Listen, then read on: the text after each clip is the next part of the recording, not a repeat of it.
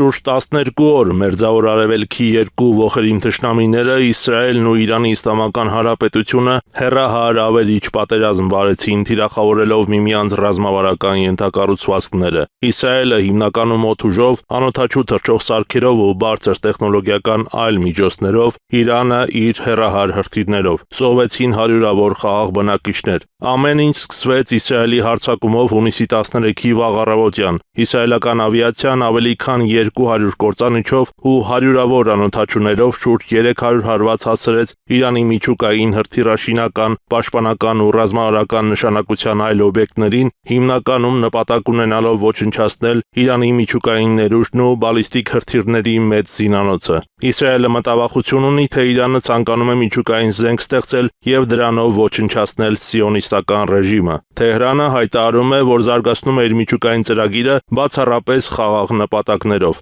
Իրանը մեղադրեց Իսրայելին իր դեմ ոչնչով չհրահրված անօրինական ռազմական ագրեսիայի, ՄԱԿ-ի կանոնադրության ու միջազգային իրավունքի կոպտագույն խախտման համար եւ օգտվելով ինքնապաշտպանության իր իրավունքից անցավ պատասխան գործողությունների։ Սա Իրано-իսրայելական ավելի քան 40 տարի ձգվող հակամարտության ամենամեծ սրացումն էր, որի գագաթնակետը Իսրայելի դաշնակից Միացյալ Նահանգների միջամտությունն էր։ Կիրակի օրը հունիսի 22-ին ամերիկյան օդուժը հատուկ ստորգետնյա թիրախների համար նախատեսված GBU-57 ավիառումբերով հարվածներ հասցրեց Իրանի միջուկային օբյեկտներին Ֆորդոյում, Նաթանզում եւ Սպահանում։ Սակայն հաջորդ օրը Իրանի տված ավելի մեղմ պատասխանը ճանապարհ բացեց դիվանագիտության համար։ Հունիսի 24-ի վաղ առավոտյան Միացյալ Նահանգների նախագահ Դոնալդ Թրամփը ազդարարեց 12-օրյա պատերազմի ավարտը, հայտարարելով, որ Իսրայելը եւ Իրանը համաձայնության են եկել լիակատար եւ ամբողջական հրադադարի շուրջ։ Շնորհավորում եմ բոլորին, Իսրայելի եւ Իրանի միջև լիովին համաձայնեցված է,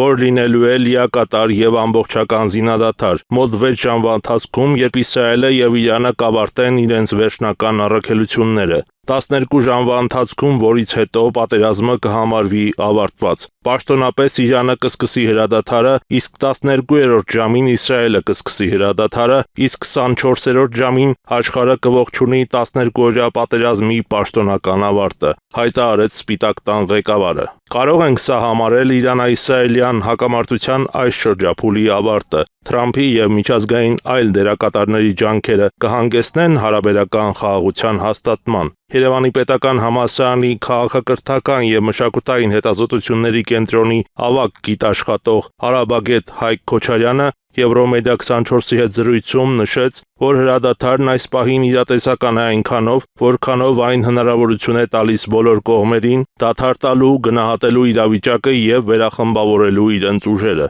Սակայն Արաբագետը տեսնում է Նեթանյահուի կողմից նոր արկածախնդրության վտանգներ, պայմանավորված Իսրայելի ներքաղաքական գործոններով։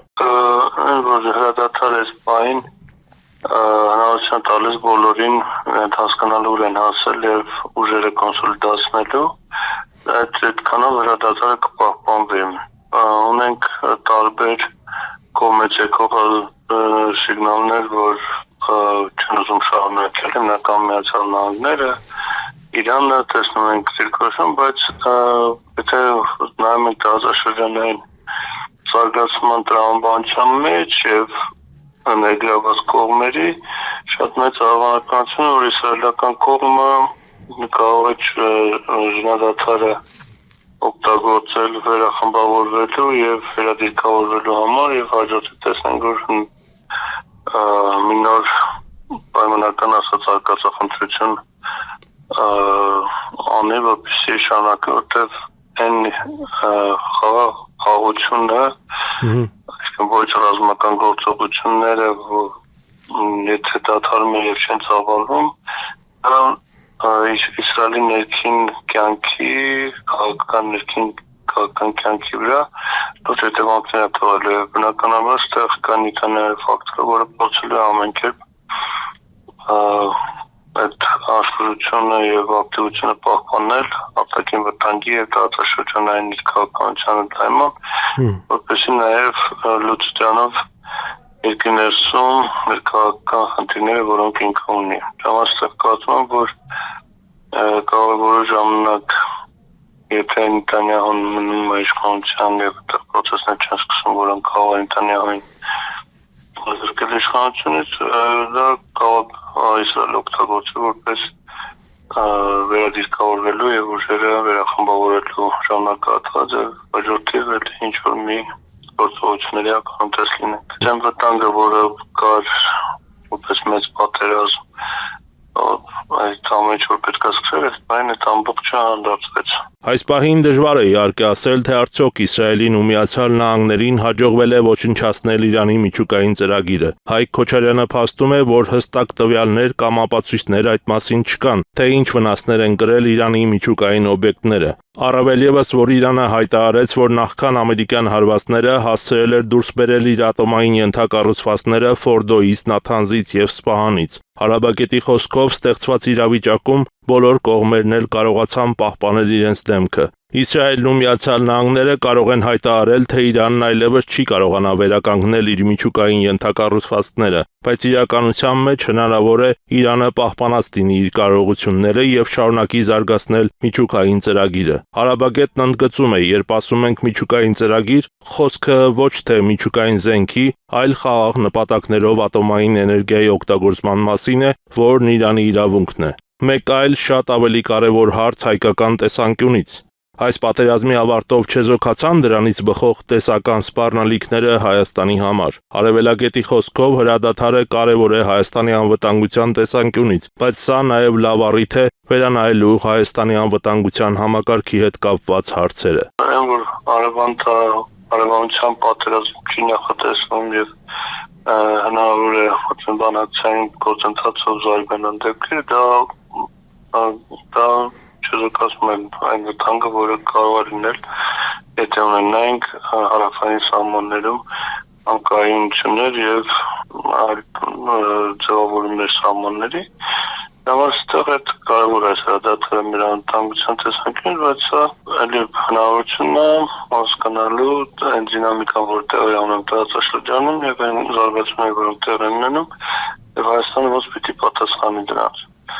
Անվտանգային սեփական համակարգի լուրջ վերանայման հարցեր կան եւ դիվերսիֆիկացիայի շատ հարցեր են առաջանում, որոնք պետք է օգտագործել այս հնարավորությունը, որտեղ ինչ ունենք, մենք ունենք հրադադար, իսկ հրադադարը շտապատմության ընթացքում ունենք տարբեր դեպքեր, տարբեր ժամանակահատվածներ են տևել, բայց հաջորդիվ կարող է ընդհանրապես կարող է փորձել ինչ որ մի ազատության շուրջ նստացնել երկու երկրներին բանակցելու համաձայնության գալու, ինչ կարող է իր հերթին ուղղորդել